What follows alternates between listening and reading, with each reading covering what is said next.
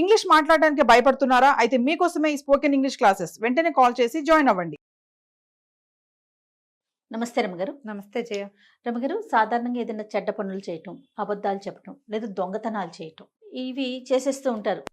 అది అలవాటైన వాళ్ళు దాని నుంచి బయటకు రాలేకపోతారండి.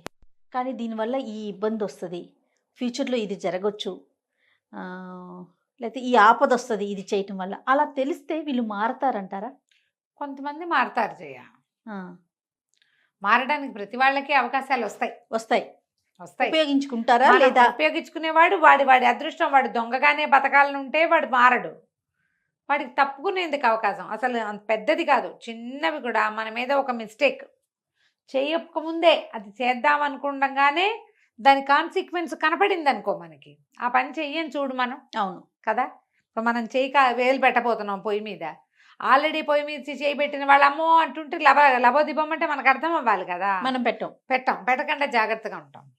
ఇది అందరూ చేస్తారా అంటే చేయకపోవచ్చు, కానీ కొంతమంది చేయటానికి మంచి అవకాశం ఉంది చేయ. తెలియాలి కాన్సిక్వెన్స్, దీనివల్ల రేపొద్దున ఏం రాబోతోంది అని. మంచి సరదా కథ ఉంది, చెప్తాను చూడు. ఒక పల్లెటూరులో ఒక కుర్రాడికి పెళ్ళయింది కొత్తగా. అబ్బాయి పేరు రాము, భార్య పేరు సీత అనుకుందాం. రాము సీత పెళ్లి చేసుకున్నారు కొత్తగా. సరే వెళ్ళాడు, పెళ్ళి హడావిడి అంతా అయిపోయిన తర్వాత పిల్ల కొంచెం వంట తంట అన్నీ బాగా వచ్చు. ఈ వేరే ఊరు తీసుకొచ్చాడు అమ్మాయిని. సరే వేరే ఊరు తీసుకొచ్చాక ఆ పిల్ల అబ్బాయి పొద్దున్నే వెళ్ళిపోయేవాడు ఉద్యోగానికి, సాయంకాలం వచ్చేవాడు. అంత పెద్దగా ఇది కాదు, ఏమంటారు దాన్ని, హడావిడిగా ఉండే జీవితాలు కావు వాళ్ళవి. ఓకే. సరే బియ్యంలో ఒక చిన్నగా అంత లోటా చూపించి, నేను ఇది వరకు ఒక లోటా పోసుకునేవాడిని అన్నానికి, ఇప్పుడు 2 లోటాలు పోయి సరిపోతుంది మనకని చెప్పాడు. సరేనంది. అతను చూస్తుండగానే 2 లోటాలు వండింది అన్నం, మాత్రం అన్నం. అతనికి సరిపోయింది. ఈ పిల్లకు ఓ పక్కకి రాల. ఆ సీత కొంచెం పుష్ అయిన పిల్ల. చిన్నప్పటి నుంచి ఏంటంటే వాళ్ళ అమ్మకి లేక 4 మగపిల్లల తర్వాత ఒక ఆడపిల్ల. ఆ ఇంట్లో ఆవిడకు చెల్లెళ్ళు అక్కయ్యలు సరదా, ఆవిడకి అక్క చెల్లెళ్ళు ఎవరు లేరు. ఈ చెల్లెలే ఆవిడకి ఈ కూతురే చెల్లెలుగా కూడా ఉండేదన్నమాట. దాంతో ఆవిడ కాకి ముద్ద, పిల్లి ముద్ద, తాతయ్య ముద్ద, బాబాయ్ ముద్ద అని కూరి కూరి కూరి కూరి బాగా అన్నం తినడం అలవాటు చేసింది.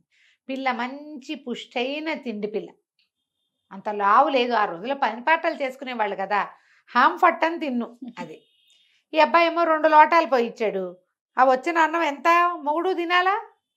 అబ్బాయి వాట తినేసాక ఆ గ్లాస్ అన్నం దానికి ఒక మూలకు వచ్చేది కాదు. దాని గ్లాస్ దానికి ఉండేది, అయినా కూడా చాలదు దానికి, సరిపోదు. ఓకే. జనరల్గా ఇప్పుడు మన ఇద్దరిని తీసుకున్నా, మన ఇద్దరికి చెరో 2 గంటలు, నాకు 2 గంటలు చాలవు కదా. రైస్ ఎక్కువ తినే అలవాటు ఉన్న వాళ్ళు ఏం చేస్తారు? అట్లాగే వారం రోజులు గెంటింది. ఇంటి దగ్గరే అతని పని, ఎంతసేపు వచ్చేసేవాడు. ఓహో, వండుకుని తింటానికి కూడా వారం రోజుల పాటు అట్లాగే ఉంది. వారం రోజులు దానికి నిస్త్రాణ, ఆకలి ప్రాణం పోతున్నట్టు ఉండటం. ఎప్పుడెప్పుడు ఏం తినేద్దామంటే కొత్త పెళ్ళైన పిల్ల ఏమేమి వండేసుకుంటుంది, అప్పచ్చులు పప్పలు ఉండద్దు. అదే. సరే ఏం చేసింది, ఒకరోజు రాత్రి మొగుడు పడుకున్నాక అబ్బాయి మంచి గాఢమైన నిద్ర, లేచేవాడు కాదు.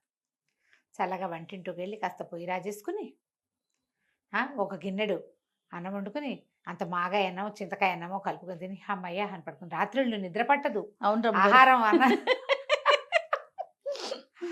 ఆహారపు అలవాట్లు ఉన్న వాళ్ళకి రాత్రిళ్ళు నిద్ర పట్టదు. ఆ మాత్రం మజ్జిగాన్నం పడకపోతే కుదరని జాతి కొంతమంది ఉంటారు.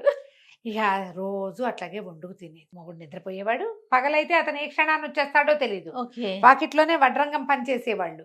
అతను వడ్రంగి. ఎక్కడికైనా వెళ్తే వెళ్ళేవాడు. వెళ్ళినప్పుడు వెళ్ళకపోతే ఎదురుగుండానే కార్ఖానాలు ఉండేవి, అక్కడే పనిచేసి వచ్చేసేవాడు. ఇప్పుడు ఏం చేయాలి? పగలు దొంగబోతే ఇంటి తినలేదు, రాత్రిపూటే వండుకు తినేది. కొద్ది రోజులు గడిచాక ఒకనాటి రాత్రి ఏం చేసింది, లేచి 12 గంటలకి పొంగల్ వండుకుంది. సరే పొంగల్ వండుకున్నాక పొంగల్ వేడిగా ఉంటుంది. ఊదుకుని ఏం తింటాం, ఈ లోపల గిన్నె తోముకోవాలి కదా. తెల్లవారి ఈ గిన్నెలు పడితే ఈ గిన్నెలో ఏం చేసావే అంటాడు మొగుడు.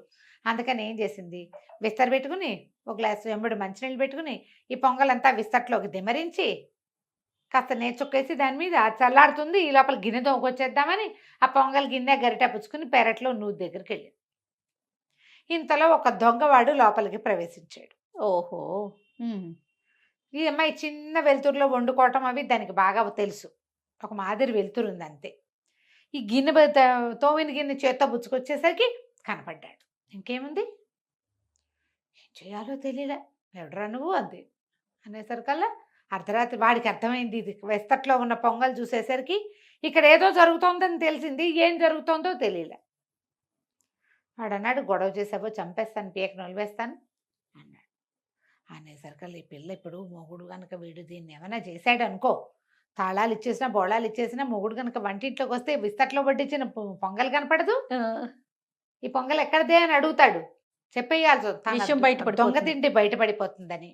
ఏం చెప్పింది, మాట్లాడకండి. ఈ లోపల బయట ఎవరో నడిచొస్తున్నారు, రక్షక భటులు వెంటబడ్డారు, నువ్వు కిక్కురు మనకుండా ఉండండి అన్నాడు. రక్షక భటులు వెంటబడ్డారంటే లోపలికి రాకుండా ఉంటారా? మా ఆయన అసలే మంచివాడు కాదు, నోరు మూసుకుని కూర్చో పీట మీద అని పీట వేసి కూర్చోబెట్టేసింది. వాడు విస్తట్లో వడ్డించిన పొగలు చూస్తే నెయ్యి వాసన వస్తుంది, గుమగుమలాడుతోంది. తింటా మొదలు పెట్టేసరికల్లా ఈ లోపల ఏమైంది, బయట నుంచి తలుపు శబ్దమైంది. 2-3 రక్షక భటులు మాట్లాడుకుంటూ వస్తున్నారు. మాటలు వినపడ్డాయి. తలుపు టకటకలాడేసరికి ఇతను లేచాడు. లేచేసరికి వంటింటో దీపం పెద్దదిగా చేసింది, పక్కన పెళ్ళాం లేదు. ఏమిటా అని వంటింటోకి వెళ్తే పీట మీద కూర్చుని తింటున్నాడు ఒకడు. పక్కన ఈ అమ్మాయి వచ్చింది. ఎవరే సీత ఈ టైంలో అన్నాడు. అనగానే ఆ సీత వెంటనే చెప్పింది, అది కాదు, మా దూరం నుంచి వచ్చాడు మా పిన్ని కొడుకు, మీరేం లేస్తారులే అని లేపలేదు, దబదబా కాస్త పొంగల్ వండి పెట్టానండి, పిచ్చి వెధవా ఇప్పుడే తింటున్నాడు. ఈ కూర్చున్న కుర్రాడు అన్నాడు, అవును బావా, మీ పెళ్ళప్పుడు మా వైపు వరదలు వచ్చాయి, రాలేకపోయాను, ఏరు దాటి రాలేపోయాను. అక్క నేను కబుర్లు చెప్పుకుంటున్నాం, తెల్లవారి నీతో మాట్లాడచ్చులే అనుకున్నాను, ఈ వైపు దారేనని మా పెద్దమ్మ చెప్తే అడ్రస్ చూసుకుని వచ్చాను అన్నాడు. ఈ లోపల తలుపు బయట నుంచి తలుపు తలుపు అని కొడుతున్నారు. ఎవరే తలుపు కొడుతున్నారు అని తలుపు దగ్గరికి వెళ్ళాడు. వెళ్ళేసరికల్లా 3-2 రక్షక భటులు గుమ్మంలోకి వచ్చారు. ఒక 5-6 బయట ఉంచున్నారు. ఏంటండి అన్నాడు. మాటలు వినపడుతున్నాయి. అర్ధరాత్రి పూట మీ ఇంటికి ఎవరు వచ్చారు ఏమిటి అనేసరికల్లా, అబ్బాయి మా ఆవిడ పింతలు కొడుకండి, ఆవిడ ఏదో వంట చేసి పెట్టింది, అన్నాళ్ళు అన్నం తింటున్నాడు, లేటుగా వచ్చాడు, ఆలస్యంగా వచ్చాడు, మా వాళ్ళే అంటే ఇటువైపు ఎవరన్నా పరిగెత్తుకొచ్చారండి, ఎవరు రాలేదండి, మా ఇంటికి చుట్టం వచ్చాడు అంతేనన్నాడు. అనగానే వాళ్ళు వెళ్ళిపోయారు. చూడలా చుట్టం, ఓకే, చుట్టాల అబ్బాయిని చూస్తామని ఎవరంటారు. సరే ఇక చేసేదేముంది, వాళ్ళు వెళ్ళిపోయారు.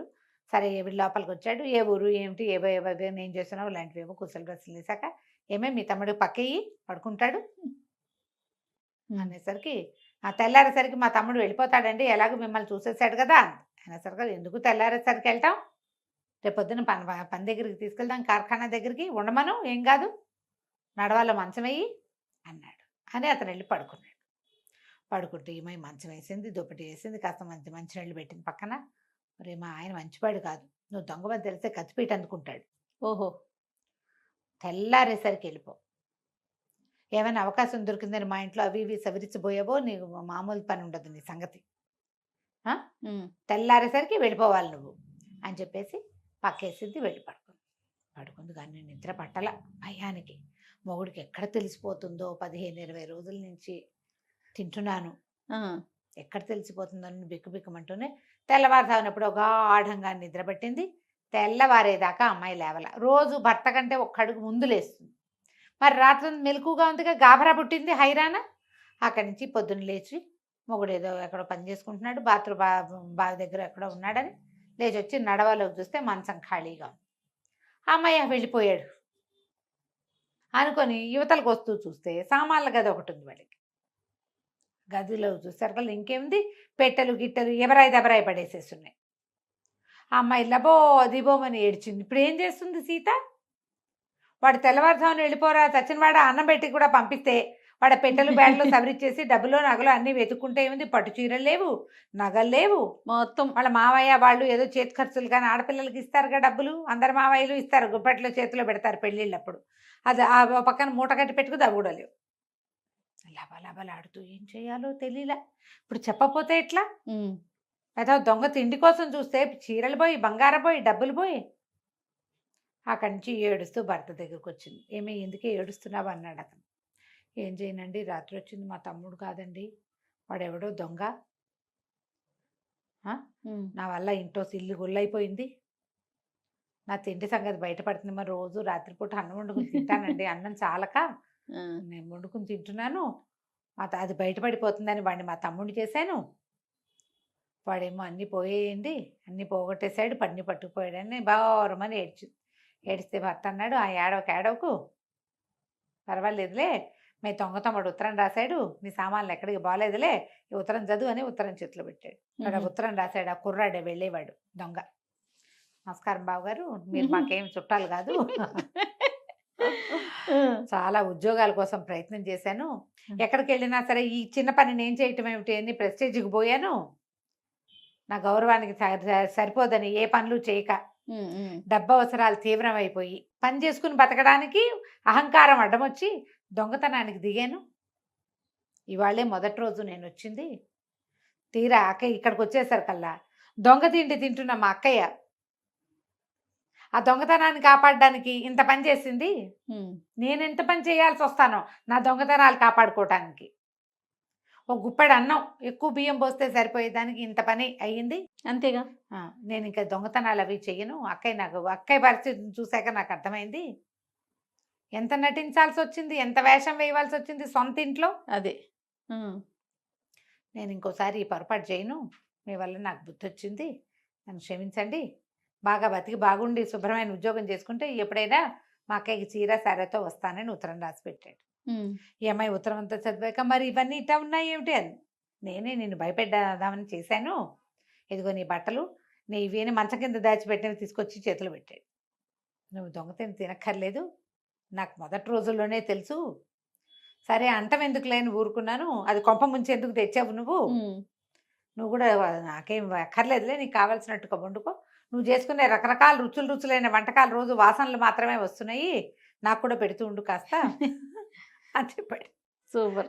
కంచుకి మనం ఇంటికి. చాలా బాగుంది రమ్మ గారు. ఒకటి దాపించాలని ఒకటి దాచిపెట్టాలని చేస్తే ఎన్ని దాచాల్సి వస్తుంది చూడండి. ఒక్కోసారి ఏమి దాచలేని స్థితి వస్తుంది. అంతే. అందుకని వాళ్ళు ఆ పని చేయకూడదు. వీడు దొంగతనానికి వచ్చాడు, రక్షక భటులు వాకిట్లో ఉంటే అన్నం నోట్లోకి వెళ్ళాలా వీడికి, ఇంత పట్టేసుకుంటే మరి దొంగతనం ఒకసారి ఫస్ట్ ట్రయల్ అంటే ఎవడు నమ్ముతాడు? దొంగే కదా. దొంగే, పైగా ఎప్పటికీ దొంగ పేరుగానే ఉంటుంది. రైట్ రామ్ గారు, నమస్తే. నమస్తే.